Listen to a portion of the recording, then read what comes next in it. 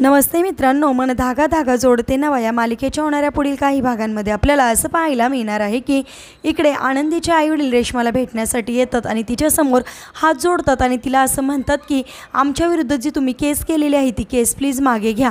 त्यावेळेस रेश्मा म्हणते काही झालं तरीसुद्धा मी आता केस मागे घेणार नाही, मी तुम्हाला रोडला आणल्याशिवाय राहणार नाही असं म्हणून आनंदीच्या आईवडिलांना ती रडवते।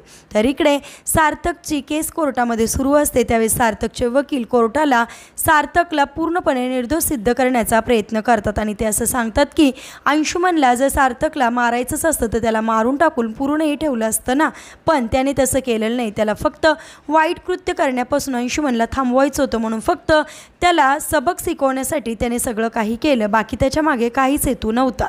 परंतु तरीसुद्धा कोर्ट काहीच ऐकत नाही। त्यावेळेस आयत्या वेळी आता आनंदी जिवंत अंशुमनला फरफटत कोर्टात आणून महाधमाका करताना आपल्याला पाहायला मिळणार आहे आणि अंशुमनला जिवंत बघता क्षणी आता कोर्ट इकडे सार्थकची निर्दोष सुटका करताना आपण पाहणार आहोत। असेच मालिकेच्या पुढील अपडेटसाठी तुम्ही आपल्या रंजक मराठी चॅनेलला नक्की सबस्क्राईब करा। थँक्यू।